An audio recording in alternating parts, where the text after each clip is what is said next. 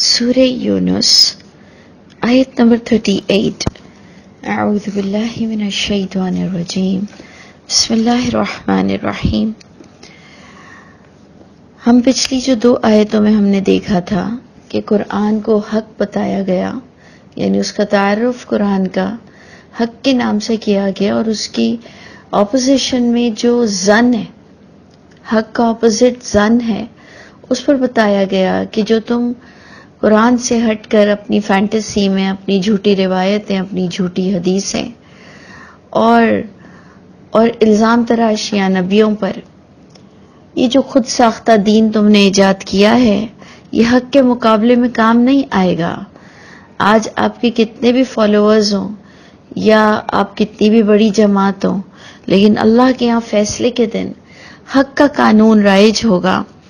اور یہ زن حق کے مقابلے میں کچھ بھی کام نہیں آئے گا. اور اس حق کو ٹیلی کرنا ہے پچھلی کتابوں سے،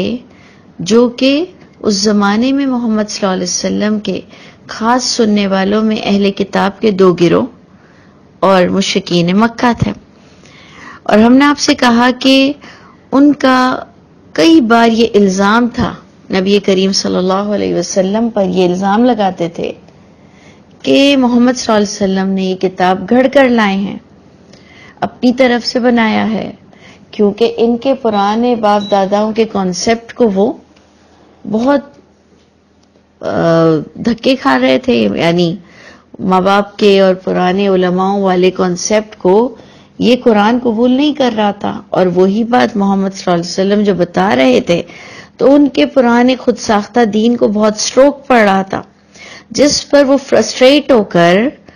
ایک دم سے کہتے تھے، جو کہ آج کی ہماری آیت ہے،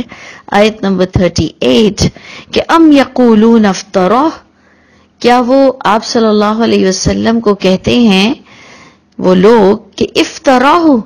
کہ گھڑ لیا ہے اس نبی نے اس قرآن کو، کیونکہ ان کا دین جو انہوں نے خود ساختہ بنایا ہوا تھا وہ کچھ اور تھا، اور وحی کے ذریعے سے جو محمد صلی اللہ علیہ وسلم کو دین مل رہا تھا اور بتایا یہ جا رہا تھا کہ تم تصدیق کر لو، یہ اہل کتاب کا بھی یہی دین ہے. مشرکین مکہ کے صحف ابراہیم میں بھی یہی باتیں ہیں، تو یہ ان سے برداشت نہیں تھی، کیونکہ ان کے دور دور تک اتنی برائی پھیل چکی تھی دین کے معاملے میں، اتنا مسکانسیپٹ اتنا رائج ہو گیا تھا، جو کہ آج ہمارے زمانے میں کہ قرآن کچھ اور کہہ رہا ہے اور منبر پر کچھ اور کہا جاتا ہے، علماء کچھ اور کہتے ہیں، اللہ کی کتاب کچھ اور کہتی ہے. تو اب ہم سب کی عادت ہے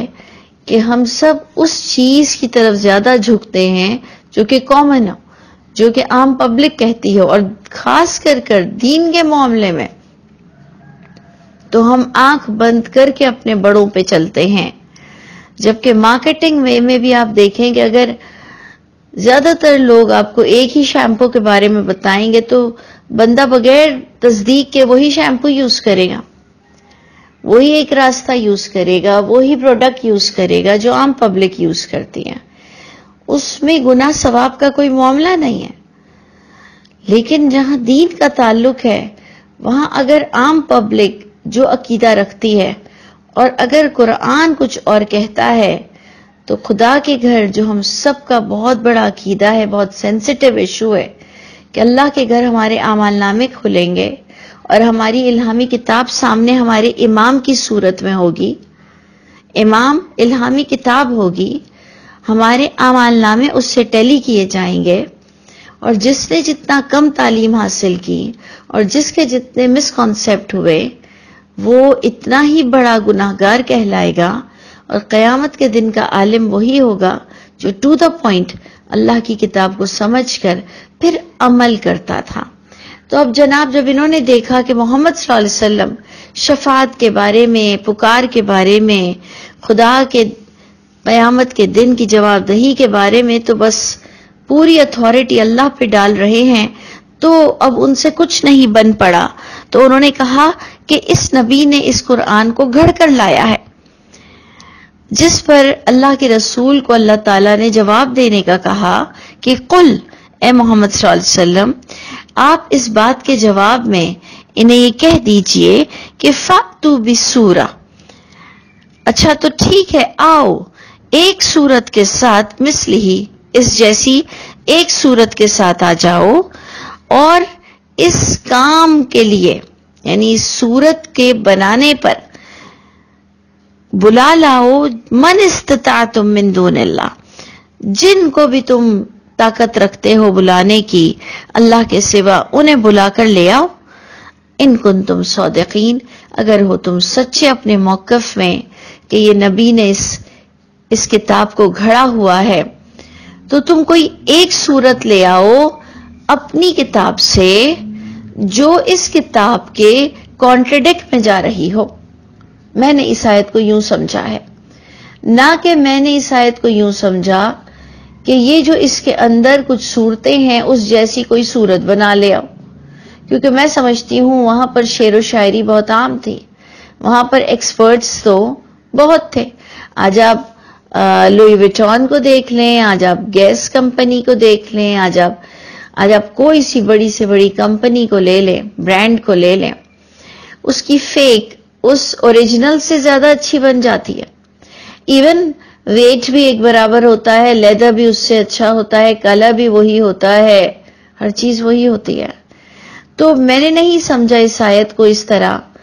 کہ جناب جیسے سورہ یونس چل رہی ہے ایسی کوئی ایک سورت بنا کر لے آؤ۔ میں نے اس آیت کو یوں سمجھا کہ اللہ کہہ رہے ہیں کہ یہ تصدیق کر رہی ہے یہ کتاب، وما کان ھذا القرآن، نہیں ہے یہ قرآن کے گھڑا گیا ہو اللہ کے سوا، لیکن یہ قرآن تصدیق کرتا ہے جو کہ اس سے پہلے کی کتاب ہے، اور قرآن کی آیت ہی قرآن کی تفصیل دے گی، وہ تفصیل الکتاب، یہی کتاب اندر سے ہر بات کی تفصیل بھی دے گی اور جس میں کوئی شک کی گنجائش نہیں ہے۔ دو باتیں بتائی گئی کہ یہ قرآن جو اللہ کی طرف سے نازل ہوا ہے یہ تصدیق کر رہا ہے تمہاری کتاب سے، اور پھر قرآن ہی قرآن کی انٹرپریٹنگ دے گا اور اس کی کمنٹری قرآن کے اندر سے آپ کو ملے گی، علم والے لوگوں کے لیے جو کنسرن ہوں گے، جو کہ تھوڑی سی محنت کریں گے تو انہیں قرآن کی آیتوں کا جواب قرآن سے ملے گا۔ تو اگر تم کہتے ہو کہ نبی نے یہ قرآن کو گھڑ لیا ہے تو تم اپنی کتاب میں سے کوئی ایک سورت بھی لے آؤ، اور اس کام پر تم جتنے ہیلپر بلا سکتے ہو کہ آؤ ہم مل کر نبی کی بات کے خلاف کوئی کانٹرڈکٹ کرتی ہوئی بات ہماری کتاب سے نکال کر لے آئیں۔ انڈرسٹینڈ؟ یعنی میں آپ کو یہ سمجھانا چاہ رہی ہوں کہ فَأْتُوا بِسُورَةٍ مِثْلِهِ، لے آؤ ایک سورت اس جیسی، اور اس سورت کے لانے پر جتنے لوگوں کے تم سہارا اور ہیلپ لے سکتے ہو لے لو، بلا لو جتنی طاقت رکھتے ہو لوگوں کو، اور لے آؤ اس قرآن سے کانٹرڈکٹ کرتے ہوئے۔ اگر تمہاری اصل کتاب، تمہاری وحی والی کتاب جس کو تم الہامی کتاب مانتے ہو، اس میں سے کوئی ایک سورت لے آؤ جو اللہ کی اس کتاب کو کانٹرڈکٹ کر رہا ہو، جو اس کے خلاف جا رہا ہو، جو کیریکٹر بلڈنگ پر تمہیں کچھ غلط نظر آ رہی ہو، جو کہ امبیلنس تمہیں نظر آ رہی ہو، جو کہ تمہاری ریزسٹنس سے آؤٹ نظر آ رہی ہو، کوئی ایک پوائنٹ لے آؤ اپنی کتاب سے اور اس کے لیے پوری محنت کر لو، تب بھی تم اس کتاب کو نہیں کنڈیم کر سکتے ہو۔ جاؤ تم کر لو جتنا تم طاقت کے ساتھ یہ کام کر سکتے ہو، کوئی ایک سورت لے آؤ جو اس قرآن کے خلاف جا رہی ہو، تمہاری الہامی کتاب میں سے کوئی ایک بات لے آؤ اگر ہو تم سچے، ان کنتم صادقین۔ اب آپ دیکھیں، ایک تو یہ جواب ملا، اب دوسرا جواب کیا مل رہا ہے، اور یہ جواب کس سوال پر ہے کہ انہوں نے کہا کہ یہ نبی نے اسے گھڑا ہوا ہے، اور یہ کیوں کہا، جو میں سمجھتی ہوں کہ یہ سمجھ رہے تھے کہ جب محمد صلی اللہ علیہ وسلم یہ کہتے ہیں کہ ٹوٹل اتھارٹی اللہ کے ہاتھ میں ہے، شفاعت اللہ کے ہاتھ میں ہے، پکارنا صرف اللہ کو چاہیے، تو انہیں بہت برا لگ رہا تھا کہ یہ ان کے نبی کی بے عزتی ہے، جبکہ نبی ان کے خود یہی تعلیم دے کر گئے تھے، بالکل ہمارے والا معاملہ ہے کہ ہم نے تمام جھوٹی باتیں محمد صلی اللہ علیہ وسلم کے نام سے کی ہیں۔ میرا تو باقاعدہ یہ سٹیٹمنٹ ہے کہ جتنا مسلمان محمد صلی اللہ علیہ وسلم پر جھوٹ بولتا ہے، اتنا کافر بھی، جو اہل کتاب ہے، جو مشرکین مکہ ہے، اس نے بھی شاید اتنا جھوٹ محمد صلی اللہ علیہ وسلم سے نہیں لکھا جتنا جھوٹ ہمارے مسلمان کتابیں لکھ کر نبی کریم صلی اللہ علیہ وسلم کا نام یوز کرتے ہیں۔ یعنی یہ میرا نظریہ ہے، اور بہت ہی افسوس کے ساتھ یہ بات کہنی پڑتی ہے۔ تو آپ دیکھیں کہ ایک تو یہ آنسر ملا کہ جاؤ لے آؤ اپنی کتاب سے کوئی کانٹرڈکٹ کرتی ہوئی بات لے آؤ۔ اب سیکنڈ پوائنٹ یہ بتایا جا رہا ہے آیت نمبر 39 میں، بلکہ یہ لا ہی نہیں سکتے ہیں کانٹرڈکٹ کرتی ہوئی بات۔ کیونکہ یہ ہماری طرح قرآن ہی نہیں پڑھتے ہیں، اپنی الہامی کتاب ہی ترجمے سے نہیں پڑھتے ہیں۔ جیسے ہمارے ہاں کئی کتابیں ہیں، آپ دیکھ لیں 6 الگ کتابیں ہیں حدیثوں کی، تو ہمارے ہاں بہشتی زیور بھی ہے، تو ہمارے ہاں فضائل قرآن، فضائل اعمال، فضائل حج، بہت ساری چیزیں یہ سب ہیں، لیکن قرآن اپنی جگہ ایک الگ حیثیت رکھتا ہے اور اس کے اندر مکسنگ نہیں ہو سکتی۔ بالکل میرا نظریہ بھی یہی ہے کہ اس زمانے میں انہوں نے بھی بے انتہا کتابیں چھاپی، لیکن الہامی کتاب اپنی جگہ حفاظت کے طرح موجود تھی۔ جبھی تو رب تعالیٰ نے بار بار کہا، ایک بار بھی نہیں، کئی بار کہا کہ مصدقا لما بین یدیہ مصدقا لما معکم، تم تصدیق کر لو اللہ کے رسول کی باتوں کو جو تمہارے پاس کتاب موجود ہے۔ اگر کسی کا یہ خیال ہے کہ نہیں جی ان کی الہامی کتاب کرپٹ ہو چکی تھی پوری طرح سے اور جی اس کی اصلیت باقی نہیں تھی، تو پھر یہ کہنے کا کیا تک ہے، پھر یہ کہنے کا کیا حقیقت ہے کہ تصدیق کر لو؟ یعنی ان کے پاس بھی ان کی لائبریری میں ہماری طرح صرف سجانے کے لیے ان کی الہامی کتاب موجود تھی اور موجود ہے۔ وہ اس لیے کہ جب قرآن کے نزول کے زمانے میں جب یہ بات کہی جا رہی ہے، میری بات کو پلیز غور سے تھوڑا سا کنسنٹریٹ کرتے ہوئے سنیں، کہ جب قرآن کے نزول کے زمانے میں اللہ کہہ رہے ہیں کہ تم تصدیق کر لو اپنی الہامی کتاب کی، تم تصدیق کر لو اپنی الہامی کتاب سے، تو جب آج قرآن اس زمانے سے آج تک موجود ہے، تو اب آج کا بھی اہل کتاب اور آج کا بھی مشرک اپنے صحف ابراہیم سے اور اپنی انجیل اور توریت سے کیسے ٹیلی کرے گا؟ یہ آیت کیا انویلڈ ہو گئی؟ یہ آیت کی ویلیڈیٹی اب سدا رہے گی کہ مصدقا لما بین یدیہ مصدقا لما معکم۔ اور اس وقت بھی آپ سامنے آیت نمبر 37 ہے، اس وقت بھی آپ کے سامنے آیت نمبر 37 ہے کہ وَلَكِن تَصْدِيقَ الَّذِي بَيْنَ يَدَيْهِ وَتَفْصِيلَ الْكِتَابِ، اور لیکن تصدیق ہے وہ جو اس سے پہلے کی کتاب موجود ہے۔ یہ قرآن یہ تصدیق کرتا ہے جو اس سے پہلے کی کتاب ہے اور تفصیل دیتا ہے کتاب کی۔ یہ قرآن کا انٹروڈکشن ہو رہا ہے۔ تو جب قرآن کی حفاظت ہے اور پھر آج بھی کوئی اہل کتاب میں سے یا مشرکوں میں سے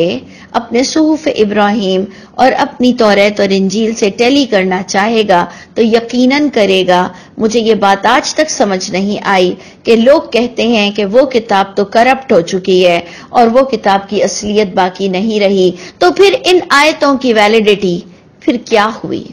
پھر یہ بات کا درجہ کیا ہوا کہ تصدیق کر لو، تصدیق کر لو؟ جب نزول قرآن کے وقت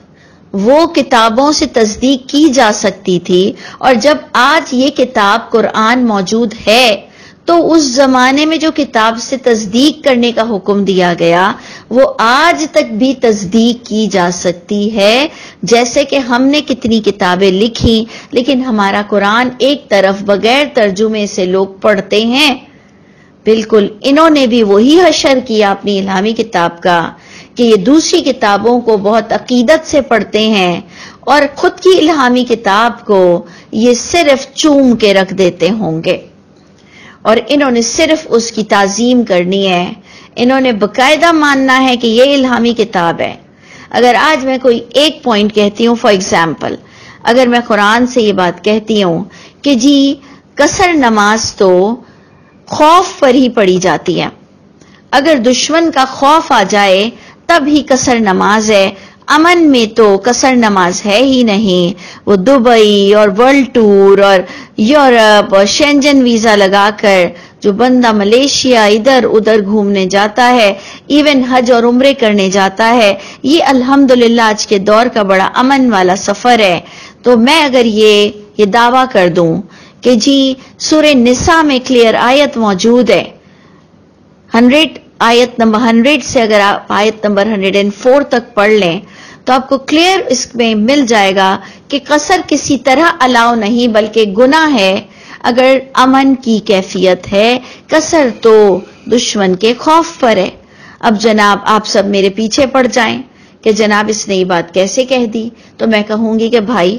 مجھ پر ناراض ہونے سے پہلے سورہ نساء کی آیت نمبر 100 سے لے کر 104 تک پڑھ لو. وہاں پر آپ کو کلیئر مل رہا ہے کہ نہیں تم پر کوئی گناہ کہ تم نماز کو قصر کر دو، شارٹ کر دو. ان خفتم، اگر تمہیں خوف ہو دشمن کے ستانے کا. لیکن اگر آپ اس کو جب تک ٹیلی نہیں کرو گے آپ مجھ پہ بڑبڑاتے رہو گے، آپ کہو گے کہ لو اتنی حدیثیں موجود ہیں. تو پھر آپ تو خود کہتے ہو کہ جو حدیث جو روایت قرآن سے کانٹریڈکٹ کر جائے وہ میرے نبی کا قول نہیں ہو سکتا. میں دوبارہ یہ سینٹنس کہہ رہی ہوں کہ یہ آپ کا اور ہمارے تمام علماؤں کا یہ سٹیٹمنٹ اور قول ہے کہ جو بات بھی قرآن سے کانٹریڈکٹ کرے گی اور اگر اس کو محمد صلی اللہ علیہ وسلم کے نام سے بھی روایت میں دے دیا گیا ہے تو وہ میرے نبی کا قول نہیں کہلائے گا. تو پھر آج آپ اس بات پر اتنے بضد کیوں ہیں کہ جی میں بکواس کر رہی ہوں؟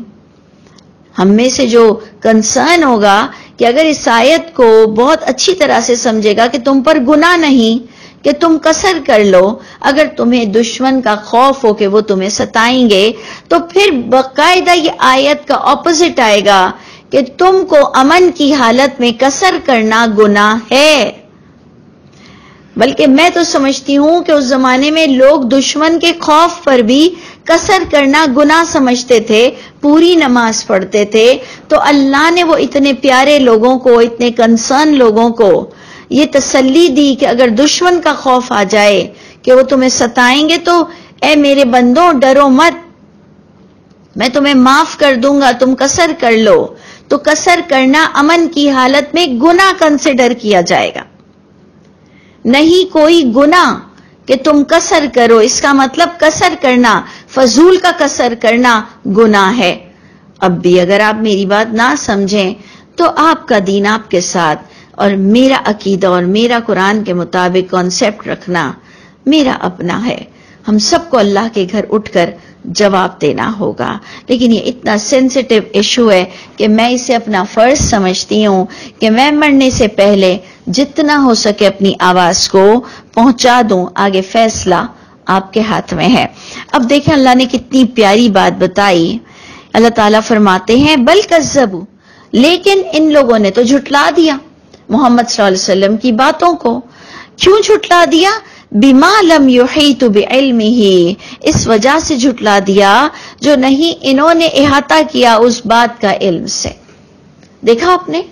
اللہ کے رسول کو اللہ تعالیٰ نے فرمایا کہ آپ کہو کہ میری باتوں کو آپ اپنی کتاب سے ٹیلی کرو. انہوں نے اس کو ٹیلی کرنا اپنی بے عزتی جانی، خوف جانا. ہمارے ہاں بھی جب ہم کہتے ہیں نا کہ ذرا اٹھ کر قرآن کھول کر دیکھ لو، وہ کہتے ہیں پلیز مجھے مت بتاؤ، میں اور کنفیوز ہو جاؤں گا. بلکہ باقاعدہ کئی لوگ تو میری باتیں سننے سے پہلے کانوں میں انگلیاں ڈال لیتے ہیں کہ یہ ہمیں بہکا کے رکھ دے گی اور ہم اور کنفیوز ہو جائیں گے. ہم جو اپنے باپ داداؤں کے دین پہ چل رہے ہیں، ہمارے جو علماء بتا رہے ہیں، اب ہم کنفیوز ہونا نہیں چاہتے ہیں. ٹھیک ہے، سب کا اپنا اپنا معاملہ ہے. ہم کھانے پینے کے معاملے میں تو ہائیجینک اور ان ہائیجینک کے بڑے استاد ہیں. ہم سکول میں بچوں کو ڈالنے کے لیے سکول کے بارے میں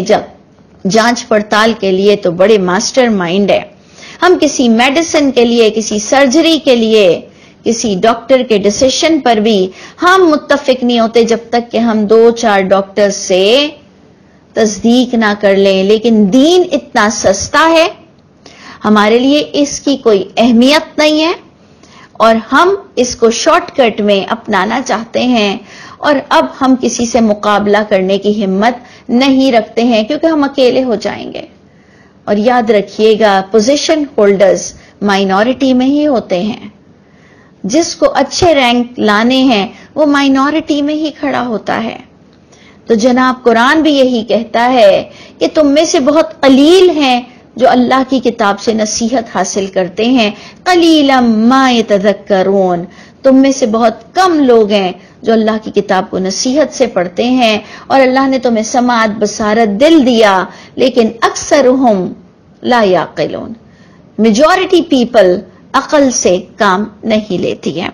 تو آپ دیکھ لیں کہ اس کا آنسر کیا آیا جب نبی نے کہا کہ تم میری باتوں کو اپنی کتاب سے ٹیلی کرو.